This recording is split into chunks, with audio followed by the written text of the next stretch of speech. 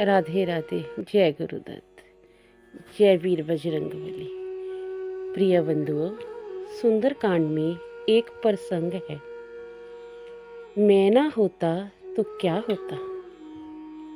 जब अशोक वाटिका में जिस समय महाराजा रावण क्रोध में भरकर तलवार लेकर सीता माँ को मारने के लिए दौड़ पड़ा, तब हनुमान जी को लगा इसकी तलवार छीनकर इसका सिर काट लेना चाहिए। किंतु अगले ही क्षण उन्होंने देखा मंदोदरी, जो महाराज रावण की पत्नी है, उसने रावण का हाथ पकड़ लिया। यह देखकर हनुमान जी बहुत प्रसन्न हुए।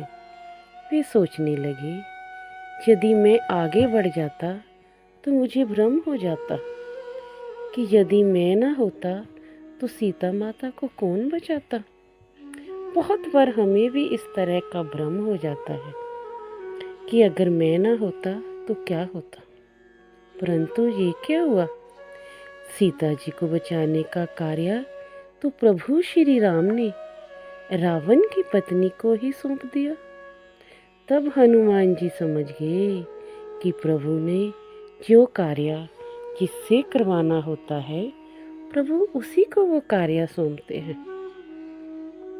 सीता जी को बचाने का कार्य प्रभु ने महाराज रावण की पत्नी मंदोदरी को सौंपा है। आगे चलकर जब त्रिजटा ने कहा कि मैंने देखा है लंका में एक बंदर आया हुआ है और वह सारी लंका को जलाएगा, तो हनुमान जी को बड़ी चिंता हो गई। वो बहुत चिंता में पड़ गए कि प्रभु ने तो लंका जलाने के लिए मुझे कहा ही नहीं है, और त्रिजटा कह रही है कि उन्होंने स्वप्न में देखा है कि एक वानर आएगा और वो पूरी लंका को जला देगा। अब उन्हें क्या करना चाहिए।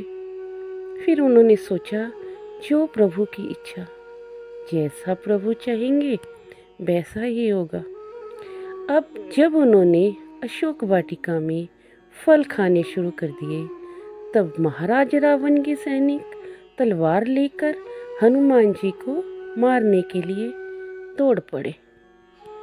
तो हनुमान जी ने अपने को बचाने का तनिक भी कष्ट नहीं किया। उन्होंने जरा भी चेष्टा नहीं की वो अपने आप को बचाए, और वो महाराजा रावण के सैनिकों के साथ चले गए।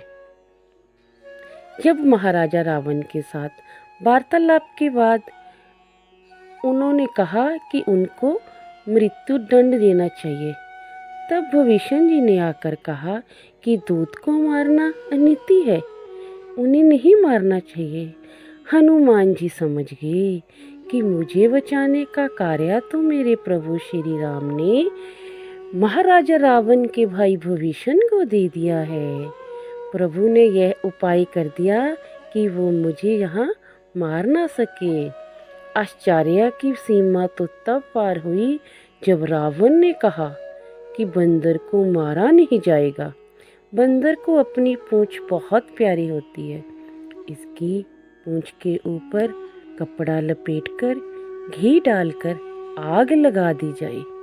और जब उनके सैनिकों ने उनकी पूंछ के ऊपर कपड़ा लपेटकर और घी डालकर आग लगा दी, तब हनुमान जी सोचने लगे कि जो लंका वाली त्रिजटा है उसकी बात सच थी, वरना लंका को जलाने के लिए मैं कहाँ से घी, तेल, कपड़ा लाता और कहाँ से आग ढूंढता। प्रभु ने तो ये सारा प्रबंध अपने आप ही महाराज रावण से करवा दिया। अब जब आप रावण से भी अपना काम करा लेते हो तो मैं तो कुछ नहीं हूँ प्रभु, मुझसे करा लेने में आश्चर्य की बात क्या है। इसलिए सदा याद रखिए कि संसार में जो हो रहा है, जैसा हो रहा है, वह सब ईश्वर का वरदान है। ईश्वर की मर्जी के बिना कुछ भी नहीं होता है। आप और हम तो केवल निमित्त मात्र हैं। इसलिए कभी भी इस भ्रम को ना पालें कि अगर मैं ना होता तो क्या होता है, ना मैं श्रेष्ठ हूँ ना ही मैं खास हूँ। मैं तो बस अपने प्रभु का एक छोटा सा दास हूँ। जय श्री राम, जय हनुमान, जय बजरंग बली। राधे राधे।